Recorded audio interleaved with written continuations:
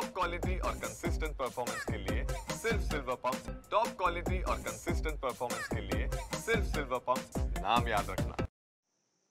धुळे जिल्ह्यामध्ये पपईचे दर पडले आहेत।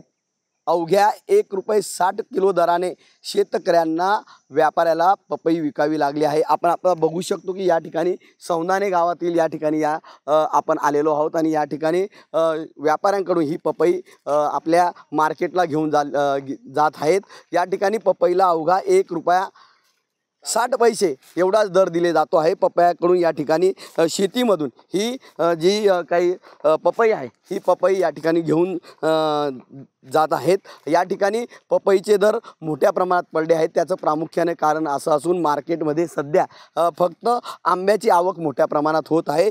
20 ते 30 रुपये किलो दराने विकली जाणारी ही पपई आता मात्र फक्त ₹1.60 किलोप्रमाणे या ठिकाणी ही व्यापाऱ्यांकडून घेतली जात आहेत। मोठ्या प्रमाणात शेतकऱ्यांचं यामुळे नुकसान होत आहे।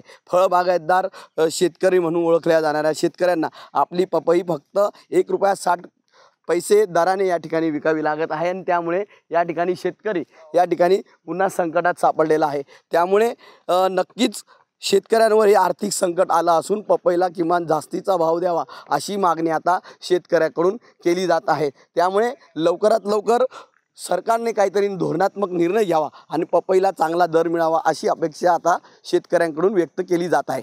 मनीष मासोळे, TV9 मराठी, धुळे।